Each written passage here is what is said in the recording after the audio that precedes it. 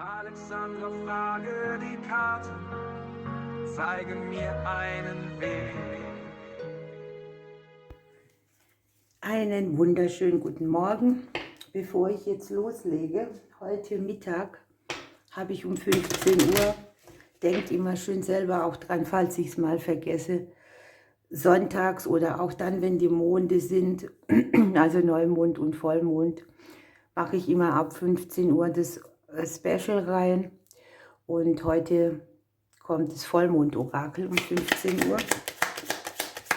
Jetzt schauen wir mal, was der Sonntag uns im Kollektiv so an Botschaften mitbringt. Aber schon mal die Sense, die schnelle Wende. Es kann sein, dass man sich überlegt, was einem schon mal richtig den Boden unter den Füßen weggehauen hat, was einem vielleicht auch so unbewusst noch piekst, wo man sich so ausgehebelt gefühlt hat oder ungeklärt.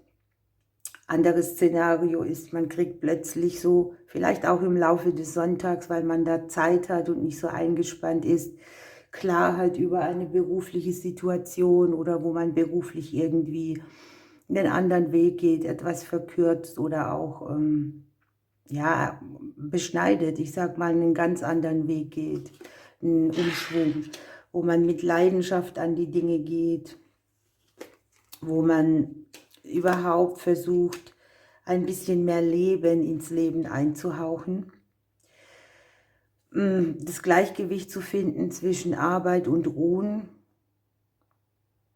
und Leben, ja? Und wir haben die Zeit als Faktor dabei. Ne? Hier kann sein, dass für irgendetwas die Uhr abgelaufen ist, eine neue Lebensphase zeigt sich an, neue Möglichkeiten. Fakt ist jedenfalls, dass wir hier leben sollen und nicht nur arbeiten oder ruhen. Egal was hier ist, sagen die Karten, die Familien liegen hier geschützt, ja? Bei diesen Umbrüchen, bei den Zeitenwechseln vielleicht auch. Ich habe hier gute Nachrichten. Also man darf hier damit rechnen, dass man irgendwas zu Ohren kriegt oder kommuniziert bekommt, das eine Wende mitbringen kann. Vor allem auch, wenn man zum Beispiel geistig viel beschäftigt ist, wo man hin und her überlegt oder wo man sich auch auf Schnitte vorbereitet, die man im Leben so macht. Es gibt ja auch Menschen, also ich kenne welche, die machen viele Jahre alles gleich und das fast bis zum Lebensende. Und das hier geht eher an die, die immer wieder auch das Abenteuer suchen oder dem Leben neue Qualität einhauchen wollen. Hier ist so ein emotionales Gerüst, das Schwankungen unterliegt. Das heißt, ich fühle mich heute so, morgen so. Man ahnt oder spürt vielleicht schon, wo die Reise hingehen kann. Man hat ja auch die Bereitschaft, ne, von sich aus zu sagen, okay, ich entledige mich etwas, das mich dem Leben mehr wegbringt wie hin. Und hier sind Veränderungen, die kommen hier schon in Kürze, die entlasten alle. Das Familiensystem, dich selbst, die Emotionen. Hier kann man einen großen emotionalen Koffer voller Schatten abstellen. Man hat hier die Veränderung, die steht unter dem guten Schutz. Die Veränderung in Kürze und wir haben unten noch die Veränderung, die neue Wege mitbringt, neue Türen öffnet, das Umfeld klärt. Das Gefühl auch von Sicherheit und Erfolg, auch wenn man bei, ja, ich sag mal, bei raschen Veränderungen doch auch oft ein bisschen Bammel hat. Wo geht die Reise dann hin, wenn die Veränderung stattgefunden hat? Gucken wir mal ein bisschen weiter. Ups. Wir haben die gefrorene Tundra. Das ist genau das Pendant von dem, was diese Legung hier sagt. Hier ist alles so zu und kalt und man genießt hier vielleicht auch sehr viel Stille. und versucht sich zu klären. Aber das Leben sagt hier, mach mal auf wieder, blühe auf, zieh dich zurück, wenn es sein muss, aber bereite dich auch darauf vor, dass das Leben dich wieder rausholt aus diesem, ja, ich sag mal, Zustand, wo es doch auch recht ruhig um einen ist oder wo viel Gedanken sind, wie es weitergehen könnte, wo man irgendwie so das Aufblühen oder das Leben hier wieder mehr spüren will. Also bei Leidenschaft denke ich an Spanien, ich denke an Tango, ich denke an Wärme und nicht an die gefrorene Tundra. Also das ist so ein Pendant, ne? Raus aus dem Zustand auch, wo man immer nur überlebt und sich auch nicht groß was ändert. Ne? Die Zeit spielt ja eine Rolle. Es gibt bestimmte Zyklen, da können wir nicht drauf Einfluss nehmen. Und es findet hier gerade so statt, dass sich etwas reinigt. Wir haben die Kakerlake oder den Käfer. Jeder weiß, ne, dass die in allen Ecken hocken können. Und es geht sehr darum, mit sich selbst ins Reine zu kommen. Einerseits ist es ja gut, ne? Man nimmt sich hier zurück, man haltet inne. Aber hier ist auch so ein Aufräumprozess, der jetzt ansteht, wo man nicht länger vor unerledigtem Zeugs wegläuft, wo man auch unangenehme Dinge beseitigt und praktisch Licht in alle Ecken lässt. Dass es so gar keine dreckigen Ecken mehr gibt. Ne? Das Selbstvertrauen wird hier angesprochen.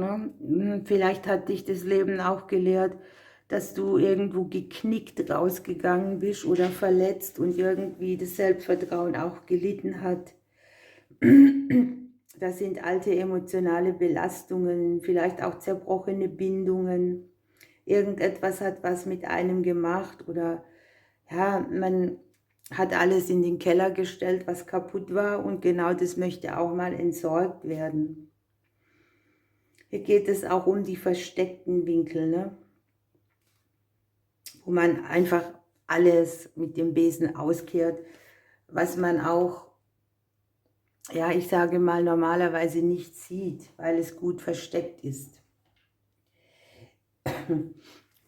Gucken wir mal, was wir hier noch kriegen.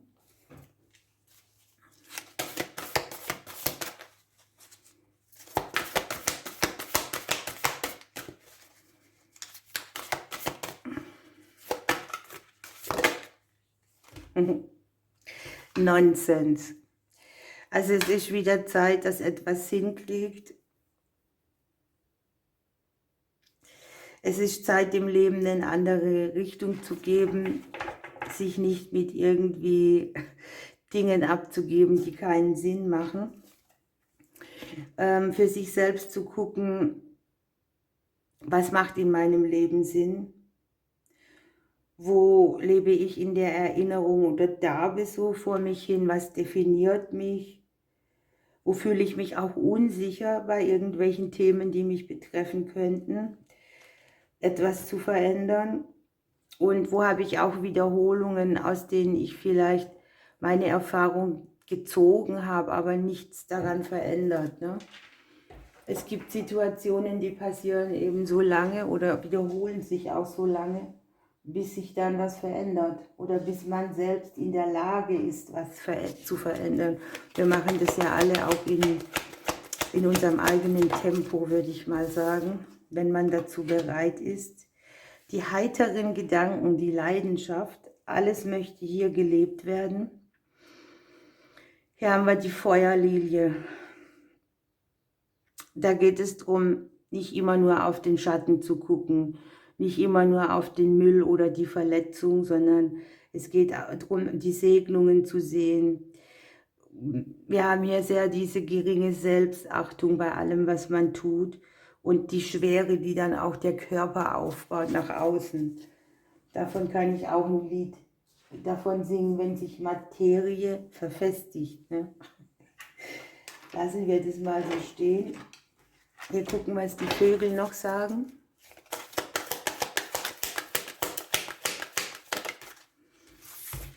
Und wir haben die Zwergohreule.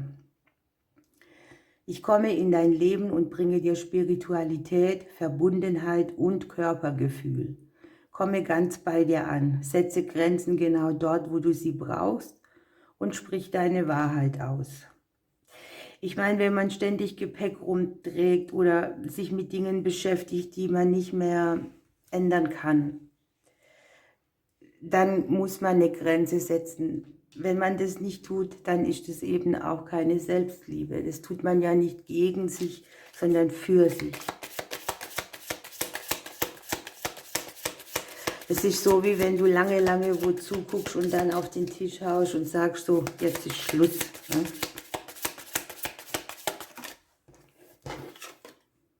Ja, es geht darum, sich ganz zu fühlen. Emotional auch vor allem. Wir haben hier das Element Wasser dabei, das ist eine starke emotionale Sache, die man hier mitschleppt und mit sich ausmacht. Wir haben die 33, da geht es um eine besondere Tiefgründigkeit, um eine Lernaufgabe, um Anerkennung und Bewunderung und irgendwo auch um einen Bewusstseinssprung, der hier stattfindet, vom Unsinn zum Sinn. Und hier unten haben wir noch die Regeneration mit dem Element Feuer. Ihr Lieben, ich wünsche euch einen wunderbaren Sonntag. Denkt heute Mittag an die Mondlegung. Ich drücke euch bis morgen.